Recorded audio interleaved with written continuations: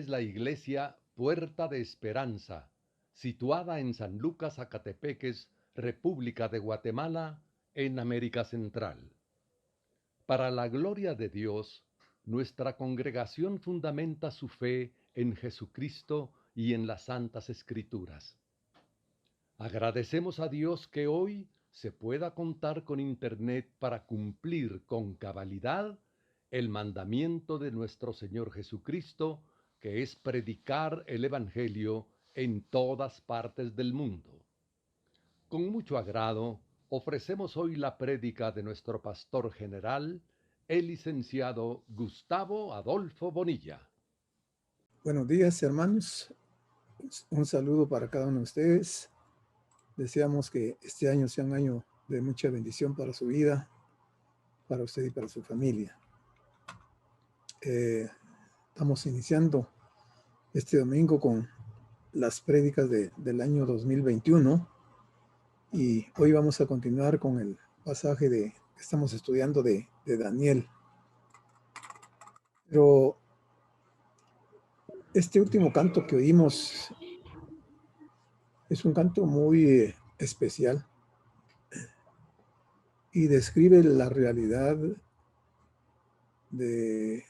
yo diría, de un alto porcentaje de los cristianos. En ese canto, el cantante se pone en la posición de los creyentes y le está reclamando a Dios algunos aspectos. Y luego en la segunda parte, Dios le contesta al cantante las razones por las cuales Él no se manifiesta y no derrama de su espíritu y qué es lo que Él espera de nosotros. No cabe duda que es un canto inspirado por el Espíritu de Dios y nos hace reflexionar.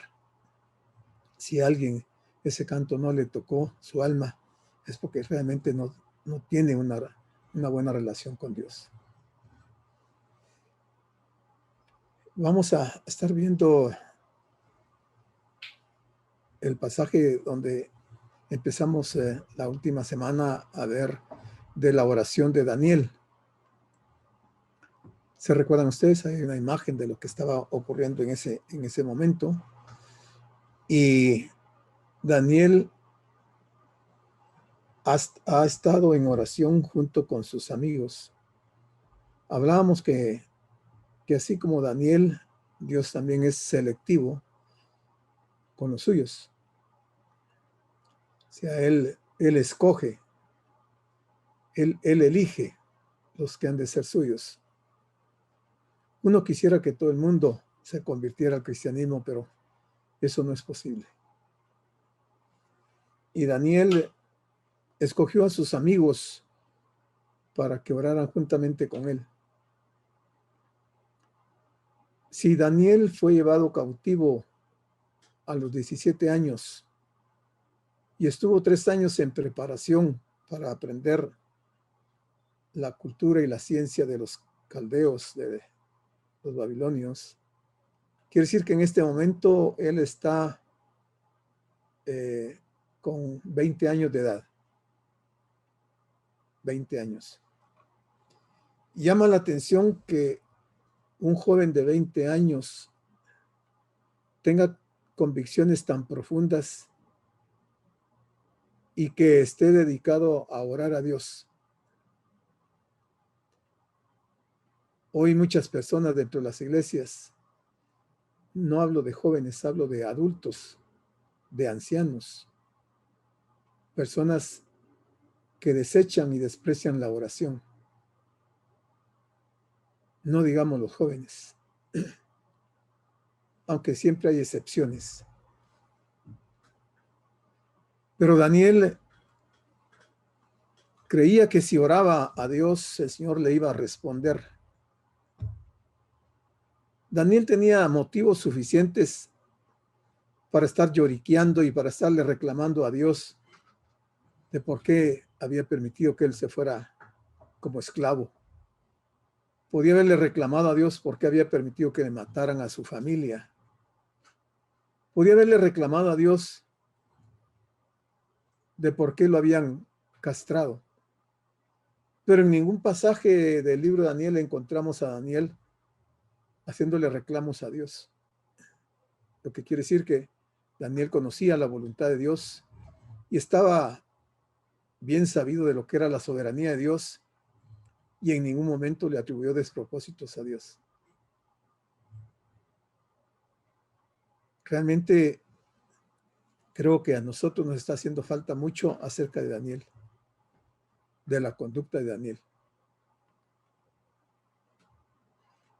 Y lo que más me hace pensar en esto es que normalmente estamos exhortando a la iglesia a cambiar su forma de vida. Y es como que habláramos a una montaña. Las palabras rebotan. No hay forma que la palabra de Dios impacte en nuestras vidas y que tengamos un cambio de conducta y que demos un giro de 180 grados. Y vamos a ver cómo Daniel en esta oración va a pedirle al Señor cosas interesantes de aquel tiempo, en el momento histórico que él estaba viviendo. Y veamos qué nos dice el versículo 21 del capítulo 2, que era el que nos correspondía. Daniel en su oración, hablando con el Señor, le dice que Daniel reconoce que Dios es el que muda los tiempos y las edades. Él muda los tiempos y las edades.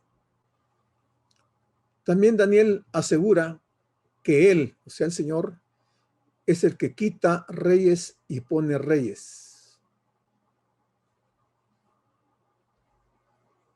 Proverbios 8:15 nos dice: por mí reinan los reyes y los príncipes determinan justicia. Dios controla también los sucesos históricos. El hombre cree que él controla los hechos políticos de las naciones, pero es Dios quien en realidad lo hace. Pareciera como que los eventos democráticos de las naciones llevados a cabo por medio de las elecciones, como que fuera el pueblo el que escoge sus autoridades, pero ignoramos que es Dios quien lo lleva a cabo. Daniel también le dice en esta oración a Dios y reconoce que es Él quien da la sabiduría a los sabios y la ciencia a los entendidos. Yo aquí me ponía a pensar, ¿acaso los no sabios necesitan sabiduría? ¿Acaso los no entendidos necesitan la ciencia? ¿Por qué Dios da la sabiduría a los sabios y no a los no sabios? ¿Por qué Dios da ciencia a los entendidos y no a los no entendidos? ¿De qué sabiduría estamos hablando y de qué ciencia? Daniel no está pensando en la sabiduría humana, aunque en parte probablemente sí, algo de eso tenía que ver en esta oración. Pero creo que Daniel se está refiriendo a la sabiduría del cielo, la sabiduría de Dios. Y obviamente la sabiduría de Dios no se le va a dar a los inconversos, a los impíos, a los que desprecian a Dios, a aquellos que menosprecian su palabra. Dios no va a dar de su ciencia a aquellos que no quieren entender, que se vuelven necios. Y Daniel está haciendo este reconocimiento aquí delante de Dios. Proverbios 2:1 dice: hijo mío, si recibieres mis palabras. Ese sí que aparece aquí, este sí, es un sí condicional. Esto es ser sí y solo sí se reciben las palabras de Dios y sus mandamientos.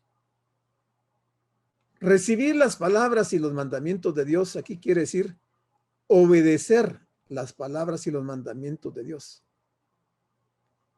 Y lo enfatiza más el proverbista cuando dice, y mis mandamientos guardares dentro de ti. Guardares dentro de ti. O sea, los obedecieres. Proverbios 2:2 dice, haciendo estar atento tu oído a la sabiduría, si inclinares tu corazón a la prudencia. 2:6. ¿Por qué? Porque Jehová da la sabiduría y de su boca viene el conocimiento y la inteligencia. Solo para los que somos hijos, que es donde empieza el proverbio, hijo. Solo para el hijo o la hija. Y solo para aquellos hijos que recibimos sus palabras y sus mandamientos guardamos. Dios nos va a dar de su sabiduría y de su conocimiento. Y vamos a ver por qué estamos hablando de esto, porque es parte de la experiencia de Daniel. Todo lo que el hombre posee le ha sido dado por Dios. Todo, absolutamente todo, aún la vida. Daniel podía testificar que el conocimiento y la ciencia que lo capacitaban para conocer el contenido y dar la interpretación del sueño de Nabucodonosor procedían del mismo Dios. Y él así lo confiesa. No era la sabiduría de Daniel, el conocimiento propio de Daniel, sino que era la sabiduría y el conocimiento que Dios derramaba en su vida. ¿Por qué? Porque era un hijo de Dios, un hijo obediente, un hijo que temblaba ante la presencia de Dios, un hijo que había propuesto no contaminarse con las cosas del mundo, un hijo que se consagró al servicio de Dios. Estos versículos son considerados como un salmo de Daniel. Es una doxología, o esta doxología de manera sucinta expresa una de las más bellas alabanzas al nombre de Dios encontradas en cualquier parte de la Biblia. Daniel, al alabar el nombre de Dios, está reconociendo a la persona del Señor, de Jesucristo. Luego Daniel da 6 razones en cuanto a por qué alabar el nombre de Dios. Y lo está haciendo en un momento bastante delicado. Si Dios le declaraba y le revelaba el sueño del rey, Daniel iba a seguir viviendo y sus amigos, pero si Dios no le revelaba, Daniel y sus amigos, al igual que los caldeos, los magos y los sabios de Babilonia, iban a ser descuartizados. Pero Daniel tenía una confianza plena y total, absoluta, en que Dios le iba a responder la oración. Agrega en el versículo 22, Daniel, e insiste en él, en el Señor. Él revela lo profundo y lo escondido. Él revela lo profundo y lo escondido. Él conoce lo que está en tinieblas y con él mora la luz. Daniel está expresando unas verdades bien interesantes acerca de Dios, de quien nosotros decimos que es nuestro Dios. Porque para algunos, el Señor es nuestro Dios únicamente en nuestra mente. Es solamente un concepto que manejamos, pero que no es una realidad en nuestra vida. Juan nos dice en la primera carta, capítulo 1, versículo 5, este es el mensaje que hemos oído de él y os anunciamos. Dios es luz y no hay ningunas tinieblas en él. Dios es luz.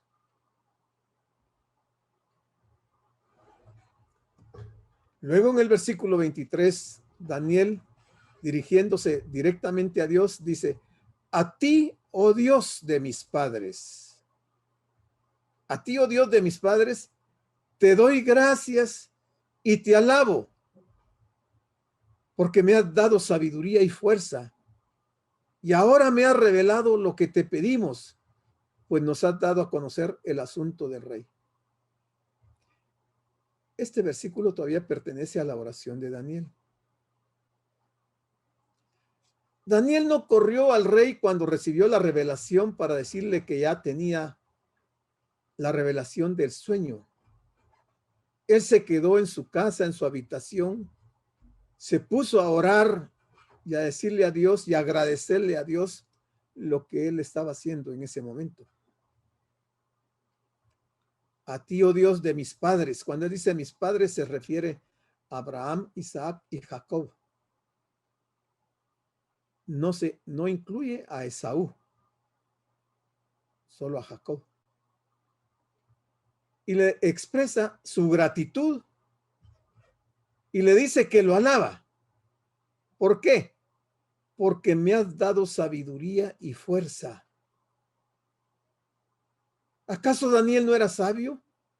¿No estaba entre el grupo de los sabios? Sí, estaba ahí. Pero él se está refiriendo a la sabiduría del cielo, la celestial. Y la fuerza o la fortaleza para soportar todas los inconvenientes por los que estaba pasando. Y confiesa: y ahora me has revelado lo que te pedimos, pues nos has dado a conocer el asunto del rey. Y vamos a ver cuál es la revelación que Dios le da a Daniel, y cuál va a ser la actitud de Daniel, y cuál va a ser la actitud del rey luego de conocer la revelación del sueño. ¿Qué es revelar? Revelar es descubrir o manifestar lo ignorado o que está en secreto. Revelar es un dicho de Dios por el cual se manifiesta a los hombres el futuro o lo que está oculto. Eso es revelar. Entonces, Daniel estaba listo para ir y solicitar nuevamente otra audiencia con el rey. Esta alabanza a Dios resume el tema de todo el libro, a saber que Dios es quien controla todas las cosas y concede toda sabiduría y poder.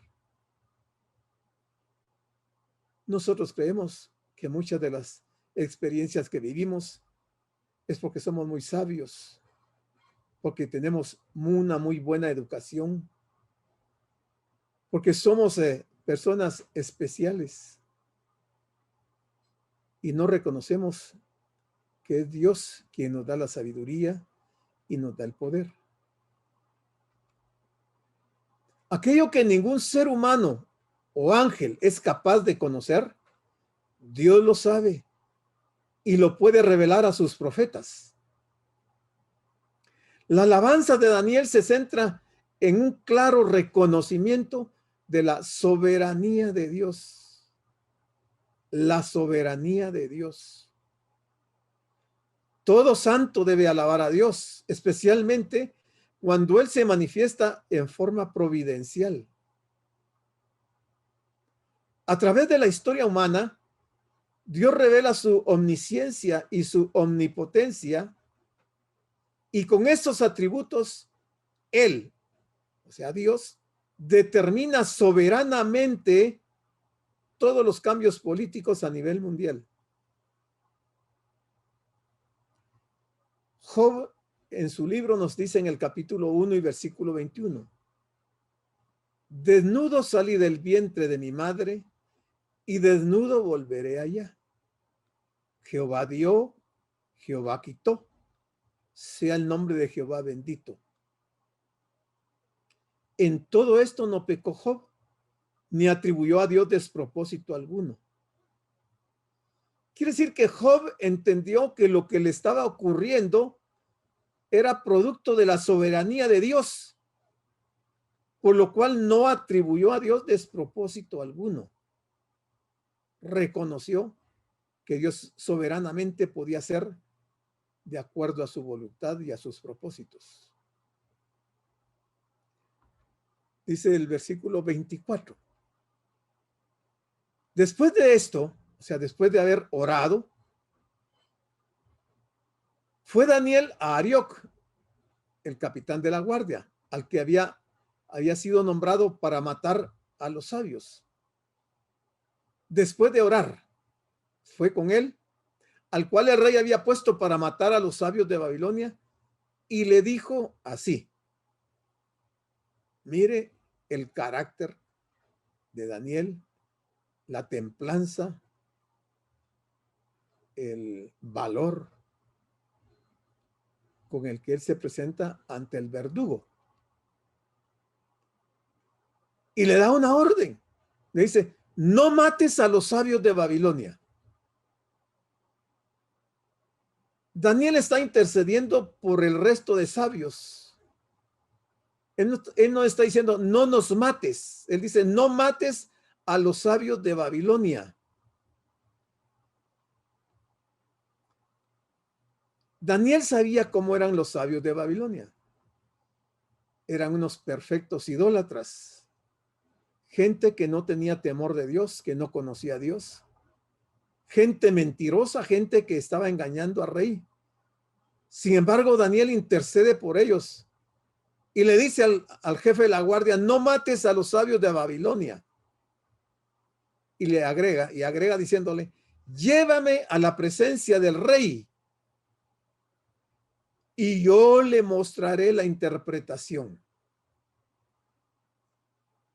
Es que después de haber estado en una relación tan íntima con Dios y habiendo tenido la revelación, Daniel no duda de la revelación. Daniel no sabía si el rey le iba a decir que ese no era el sueño y que tampoco era la revelación y que lo iba a mandar a matar. Daniel cree en la palabra de Dios. Ojalá nosotros creyéramos en la palabra de Dios como Daniel creyó. Ojalá. Entonces, Arioc llevó prontamente a Daniel ante el rey. Actuó de inmediato. El capitán de la guardia tomó a Daniel y lo llevó con el rey y le dijo al rey así: he hallado. Él se atribuye el hecho de que Daniel se ha presentado para declararle lo que le había dicho aquí, que él ya se le había mostrado la interpretación del sueño.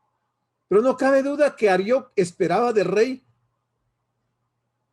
algún regalo o algún nombramiento o algún reconocimiento por haber hallado, entre comillas, al que podía interpretar el sueño. Arioc estaba poniendo también la cabeza en la guillotina, porque si el sueño no era el que realmente había tenido el rey iba a matar también a Arioc. Pero la gracia que Dios había puesto en Daniel hizo que el capitán de la guardia le creyera a Daniel. Y va y le asegura al rey que ha hallado un varón de los deportados de Judá, el cual dará al rey la interpretación. Con la seguridad del conocimiento recibido de Dios, Daniel, observando todas las normas protocolarias de aquellos tiempos, acudió a Arioc y le solicitó por su medio que lo llevara a la presencia del rey. Después de aquellos momentos tan difíciles que habían vivido los sabios, cuando el rey les declaró que si no le decían el sueño y la interpretación los mataría, fueron momentos muy difíciles. Ahora esos momentos estaban siendo sustituidos por una calma inexplicable. Y lo que estaba pasando era que Dios estaba glorificando su nombre. El rey le respondió y le dijo a Daniel, al cual llamaba Belsasar: ¿podrás tú hacerme conocer el sueño que vi y su interpretación? Obviamente que la pregunta que el rey le está haciendo a Daniel está poniendo en tela de duda que Daniel tenga la capacidad de saber su sueño y darle la interpretación. El rey le está advirtiendo a Daniel que si ninguno de sus sabios había podido y se habían declarado que no podían conocer algo que según ellos solo los dioses que no moran con los hombres podían revelarle, el rey le está haciendo ver a Daniel que quizás era imposible que le pudiera dar, hacer saber el sueño y su interpretación. ¿Podrás tú? A un joven de 20 años. Me imagino que los sabios que estaban en la corte rey eran gentes adultas, ancianas, con una trayectoria de estar al servicio del rey. Y Daniel apenas si estaba empezando a tener sus primeras apariciones delante del rey. El rey lo menospreció, lo subestimó, no pensó que un muchacho como Daniel pudiera hacerle saber el sueño y la interpretación. Sea el rey Nabucodonosor en su ansiedad manifiesta inmediatamente en la pregunta que hace en este versículo: ¿podrás tú hacerme conocer el sueño que vi y su interpretación? A esta interrogante el rey Daniel, con mucho aplomo, con mucha seguridad, con madurez, con carácter y templanza, le responde al rey. O sea, Daniel no se amedrentó. Daniel no vaciló. Daniel no pensó que Dios no le había hablado. Y le dice al rey en su respuesta. Daniel respondió delante del rey diciendo: el misterio que el rey demanda, ni sabios, ni astrólogos, ni magos, ni adivinos lo pueden revelar al rey. Esto ya lo sabía el rey porque los mismos, estos grupos de sabios se lo habían dicho al rey, que era imposible que ellos pudieran saber el sueño y la interpretación. Es probable que el gesto que hizo el rey cuando Daniel le dice que el misterio que el rey demanda, ni sabio, ni astrólogo, ni mago, ni adivino lo pueden revelar, es probable que su rostro se ha de haber puesto un poco demacrado o molesto, o manifestó su descontento porque ahora está recibiendo a Daniel y le está repitiendo lo que él ya sabía. El hecho de que los sabios de Babilonia fuesen incapaces de revelar el sueño y su interpretación al rey dejaba de manifiesto la inferioridad de las religiones paganas practicadas por aquellos hombres. Y no solo las religiones, sino que de los dioses a quienes ellos adoraban. Eran totalmente inferiores ante la presencia de nuestro Dios. Y curiosamente, lo mismo ocurre el día de hoy con todos aquellos mentirosos que declaran conocer el futuro. Esto implica que el Dios de Daniel es vastamente superior al panteón de los babilonios y que él es el Dios con capacidad de revelar secretos y de conocerlos. Este es el Dios de Daniel. Fue el Dios de Abraham, el Dios de Isaac, el Dios de Jacob, el Dios de David, el Dios de los patriarcas. Es el Dios de la iglesia. Es nuestro Dios. Es el mismo. Dios no ha cambiado. Y agrega Daniel: Pero hay un Dios, uno solo. Hay un solo Dios en los cielos, el cual revela los misterios, y él ha hecho saber al rey Nabucodonosor lo que ha de acontecer en los postreros días. O sea, Daniel le está diciendo ya, le está dando parte de la interpretación del sueño al rey, porque el rey estaba preocupado. Estando en su cama, había tenido ese sueño, y a él le preocupaba el futuro, qué iba a pasar con su reino y qué vendría en lo futuro. Y Daniel se lo dice, que ese único Dios de los cielos es el que revela los misterios, y él ha hecho saber al rey Nabucodonosor lo que ha de acontecer en los postreros días, lo que va a pasar en el futuro. Muchos de nosotros, por no decir que todos nosotros queremos saber del futuro. A todos nos interesa saber cuándo va a ser el arrebatamiento de la iglesia. Nos interesa saber si estamos escritos en el libro de la vida. Nos interesa saber si estaremos morando dentro de la Nueva Jerusalén. Nos interesa saber si estaremos a la par de Cristo. Nos interesa saber qué va a pasar en el milenio con nosotros. Nos interesa saber qué va a ocurrir en los cielos nuevos y tierra nueva. Estamos igual que el rey Nabucodonosor. Nos interesa el futuro. Y Dios le reveló al rey lo que iba a pasar en el futuro. Pero este rey Nabucodonosor es tipo de muchos cristianos. Es tipo. Ustedes me van a preguntar por qué, y yo se lo voy a aclarar por qué. Nosotros nos parecemos a Nabucodonosor y él se parece a nosotros. No a todos, pero sí a la mayoría de nosotros. Y aquí les revela, entonces empieza Daniel a decirle: he aquí tu sueño y las visiones que has tenido en tu cama. He aquí tu sueño y las visiones que has tenido en tu cama. Ahí está el rey durmiendo y Dios le está hablando por medio de un sueño. Dios habla por sueños, hermanos. Y Dios da visiones.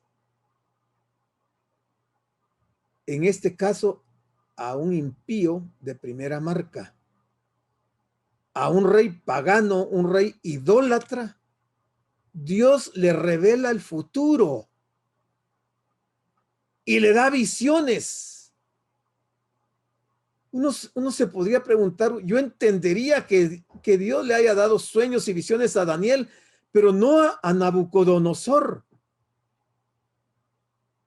Alguien que ni siquiera conocía del Dios verdadero.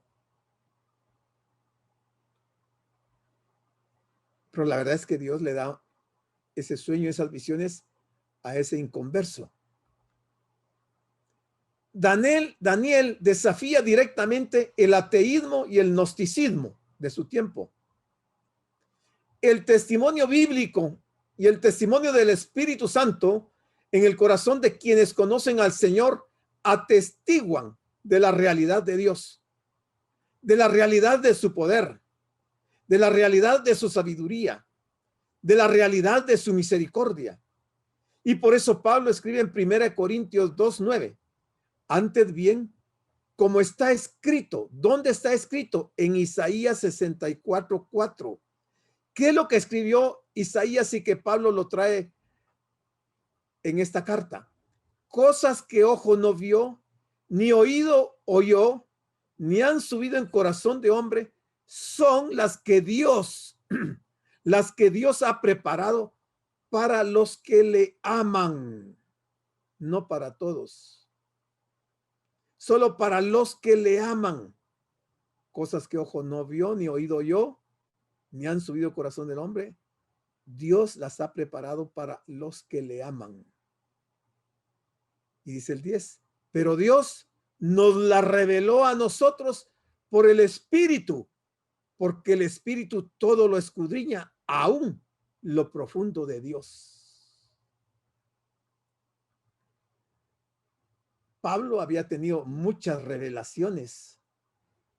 El Señor le había mostrado el futuro de la iglesia, no solo el nacimiento de la iglesia, sino que el futuro de la iglesia. Dios usó a Pablo con revelaciones interesantísimas que Pablo nos las ha trasladado a nosotros, como Daniel se la trasladó al rey. Pero nosotros, igual que el rey, no estamos considerando las revelaciones, no les estamos dando el valor, no las estamos validando, porque nuestro actuar dice todo lo contrario. Y creemos que vamos a engañar a Dios. Tal como lo hizo durante el tiempo de José en Egipto, que está en Génesis 48, ellos le dijeron, hemos tenido un sueño y no hay quien lo interprete. Entonces les dijo José, ¿no son de Dios las interpretaciones? Contádmelo ahora. Está hablando de los sueños del copero y del panadero que estaban en cárcel juntamente con José. Habían tenido sueños y ellos estaban confundidos, no sabían qué querían decir esos sueños. Y José le dice, contádmelo ahora. Pero igual en Génesis 41:15, dijo Faraón a José, otro impío, le dice a José, un siervo de Dios, yo he tenido un sueño y no hay quien lo interprete, mas he oído decir de ti que oyes sueños para interpretarlos. Respondió José a Faraón diciendo, no está en mí, al igual que Daniel. Le están dando el crédito a Dios. No nos parecemos nosotros a ellos en absoluto. Dios será el que dé respuesta propicia a Faraón. Y conocemos la historia de los sueños de Faraón y cómo Daniel le interpretó los sueños. Y le dice Daniel, estando tú, oh rey, en tu cama, te vinieron pensamientos por saber lo que había de ser en lo porvenir, o sea, en el futuro. Y el que revela los misterios te mostró lo que ha de ser. Dios le mostró a Nabucodonosor lo que habría de ser en el futuro. Daniel, antes de decirle algo al rey, glorificó a Dios. Explicó que no sabía del sueño por su propia sabiduría, sino solo porque Dios se lo había revelado. Cuán fácil es quedarnos con el honor de lo que Dios hace por medio de nosotros. Yo hice, yo di, yo prediqué, yo oré, yo hice tantas cosas y todo es yo y yo. No decimos lo que Dios hizo usándome a mí, lo que Dios habló hablando por mí, lo que Dios obró en mi vida tocando mi corazón para actuar en fe. No hacerlo así es robarle a Dios el honor que Él se merece. Dice el versículo 30.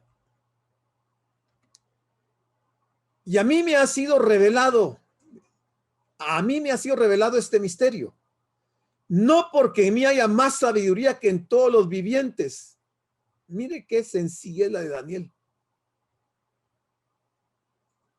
A mí me ha sido revelado este misterio, no porque en mí haya sabiduría, más sabiduría que en todos los vivientes, sino para que se dé a conocer al rey la interpretación y para que entiendas los pensamientos de tu corazón. Le dice en el 31, tú, oh rey, veías, se los marqué aquí, ¿ven? Veías, y he aquí una gran imagen. Esta imagen, que era muy grande y cuya gloria era muy sublime, estaba en pie delante de ti y su aspecto era terrible.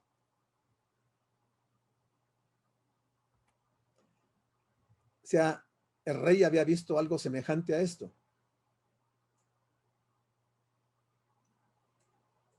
Y Dios le estaba mostrando al rey no solamente el tiempo de su gobierno, de su reinado, representado por la cabeza, sino que le revela a través de la historia todos los reinos que van a haber hasta la segunda venida de Cristo. Le da una revelación como muy pocas hay en la Biblia. Le revela todo el futuro a un impío, a un rey pagano, a un rey adorador de dioses falsos. Y entonces yo me pregunto, ¿de qué le sirvió al rey saber el futuro? Si unos meses más adelante él se iba a construir una imagen tan grande como la que había visto y había decretado que todos se doblaran sus rodillas delante de la imagen, aún de los judíos, para que le dieran honra y honor a él. ¿De qué le sirvió la revelación? ¿De qué le sirvió conocer el futuro? ¿De qué nos sirve a nosotros conocer el futuro si actuamos igual que Nabucodonosor? Es tiempo perdido que sepamos las revelaciones si no les damos el valor que ellas tienen y no honramos a Dios y no actuamos en base a la revelación que Dios nos ha dado. Seguimos viviendo vidas miserables, apartados de Dios. Seguimos viviendo como vive el mundo. Qué triste. ¿Cómo estará desmoralizado Dios de ver nuestra conducta? Por eso me gustó mucho el último canto que oímos, que habla verdades importantes. Y esto no es primera vez que lo decimos. Yo los he retado a trazarse metas y objetivos para el nuevo año. Hasta el día de hoy ninguno se ha acercado a mí y decirme, mire hermano, yo tengo esta meta para mi vida espiritual. Y no es que yo quiera saber su vida personal, no me interesa su vida personal. Pero no he sabido de nadie que haya dicho, yo para este año, en mi relación con Dios, tengo esta meta, tengo este objetivo. Vamos navegando, el viento nos va llevando, la marea nos arrastra y ahí vamos caminando, pero no hay metas. No hay metas, no hay objetivos. En otras ocasiones hemos hablado de medir cómo avanzamos en nuestra santidad. Ahora que terminó el año 2020, ¿cuánto avanzó en su santidad hacia Dios? ¿Avanzó un 1%? ¿Avanzó un 50%? ¿Cuánto avanzó? No lo sabemos, porque no era meta para nosotros, porque no era de nuestro interés.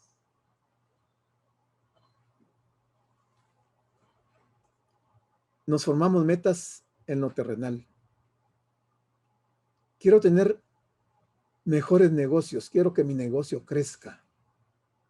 Y vamos viendo mes a mes si nuestro negocio va creciendo y va creciendo. Sí, pero ¿y los negocios de Dios? No nos interesan. No digo que todos, porque hay sus buenas excepciones, sus honrosas excepciones, pero la gran mayoría estamos como Nabucodonosor. Sabemos el futuro y no nos importa.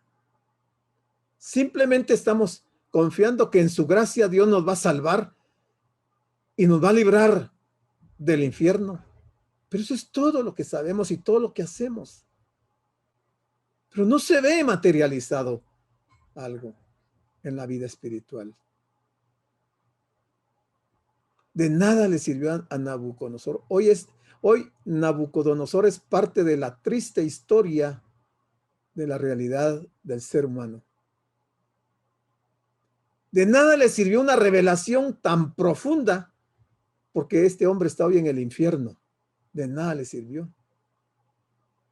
De nada le sirvió que Dios le haya dado ese sueño y que haya usado a Daniel para revelarle la interpretación del sueño. De nada le sirvió.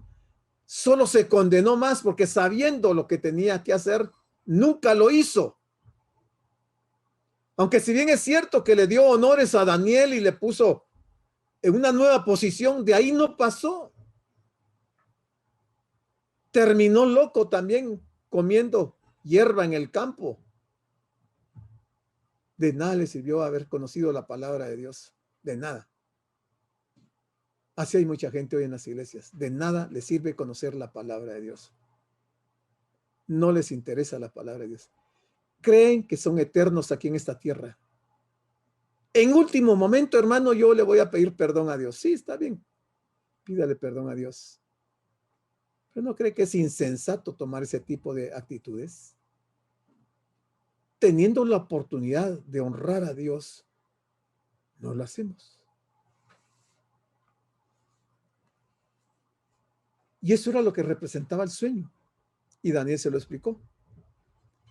Que la cabeza de esa imagen que era la cabeza de oro, era el reino de Babilonia, que duró del año 605 al 529 a.C. Que el pecho y los brazos eran de plata, que representaba al imperio medo-persa del 539 al 331 a.C. Que el vientre y los muslos eran de bronce, que representaba el imperio de Grecia del 331 al 168. Que las piernas, que eran de hierro y barro, de hierro, representaban el imperio de Roma del año 168 al 476 después de Cristo. Y que los pies de hierro y de barro representaban el último imperio en esta tierra de los 10 reyes, de los 10 dedos, la Europa dividida del 476 hasta nuestros días. Pero el Señor le reveló a Nabucodonosor que todos estos imperios serían destruidos por el quinto imperio, la piedra, representada ahí por la segunda venida de Cristo, que está por ocurrir. Es una gran revelación, hermanos.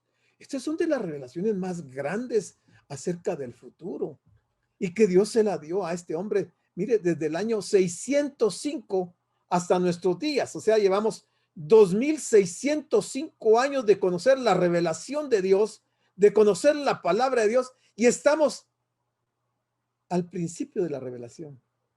No hemos avanzado de nada nos ha servido la historia, porque no le damos el valor que tiene. En el capítulo 3, versículo 1 de Daniel, dice que el rey Nabucodonosor hizo una estatua de oro cuya altura era de 60 codos y su anchura de 6 codos.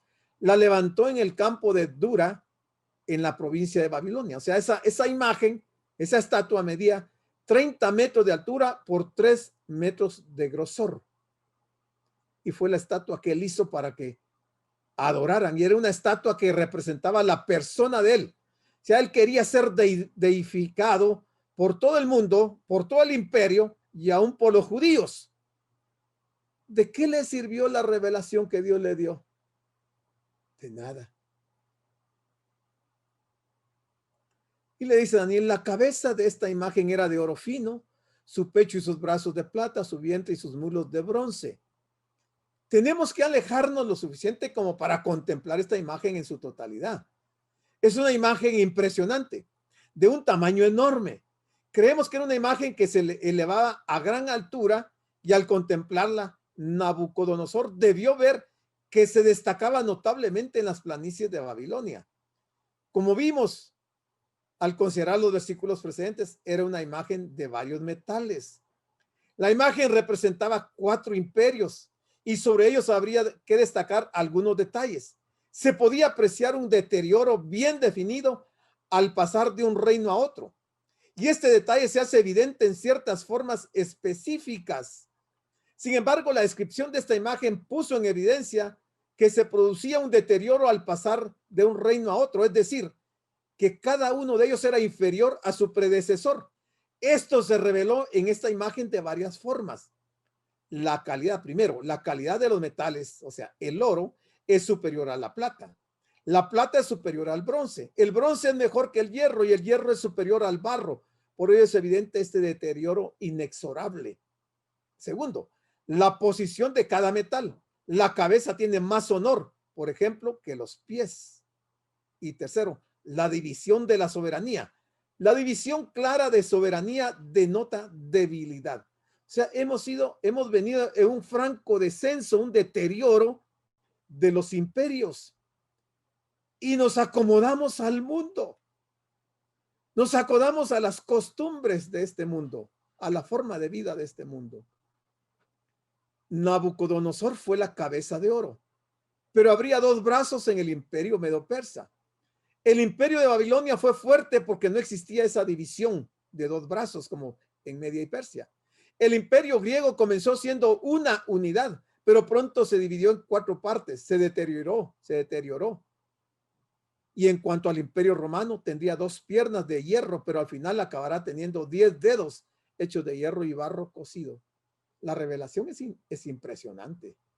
Es importante, hermano. Si usted no le ha dado importancia a esta revelación, nada más en la Biblia va a ser importante para usted de las revelaciones. Ahora la forma de gobierno de Dios será en muchos aspectos igual a la cabeza de oro, o sea, hablando de la roca de esta imagen. Solo que el que ejerza el gobierno será esa roca que fue cortada no con una mano humana, y esa roca no será otro que el Señor Jesucristo. Él va a reinar sobre esta tierra y no va a pedir asesoramiento o consejo a nadie al respecto. No tendrá un congreso de representantes de la voluntad popular. Tampoco tendrá un consejo de ministros y no efectuará llamamientos para que vayan a votar por él, porque no convocará a elecciones. Su forma de gobierno será una de las formas más estrictas y severas de gobierno que el mundo jamás haya conocido o va a conocer. O sea, esta revelación es interesantísima. Dice, sus piernas de hierro, sus pies en parte de hierro y en parte de barro cocido. Estabas mirando hasta que una piedra fue cortada, no con mano, e hirió a la imagen en sus pies de hierro y de barro cocido y los desmenuzó. Y es esta imagen. Una piedra golpeó los pies de la estatua esa y la derrumbó. O sea, el simbolismo de esto es impresionante, de cómo el reino de Cristo va a ser superior a cualquier reino que haya conocido el ser humano en esta tierra.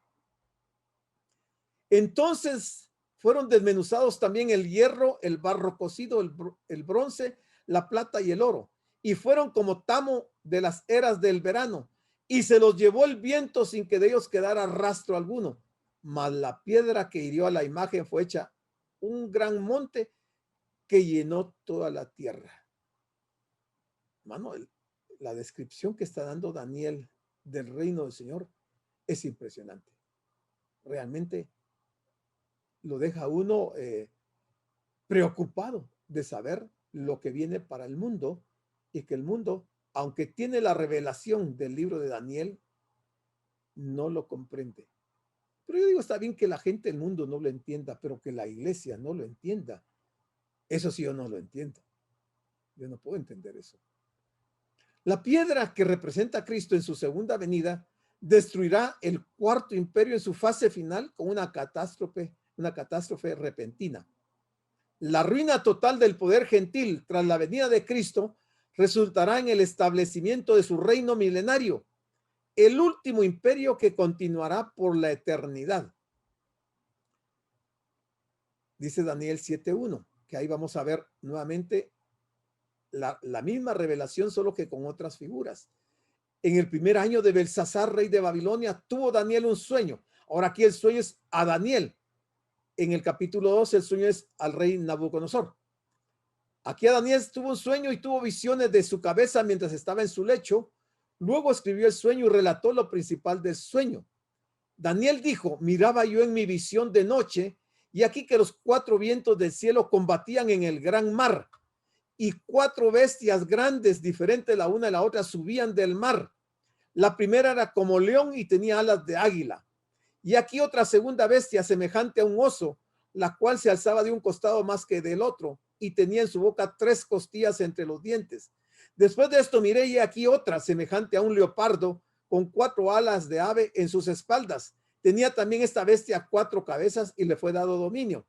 Después de esto miraba yo en las visiones de la noche y aquí la 4ª bestia espantosa y terrible y en gran manera fuerte, la cual tenía unos dientes grandes de hierro, devoraba y desmenuzaba y las sobras hollaba con sus pies y era muy diferente de todas las bestias que vi antes de ella y tenía 10 cuernos.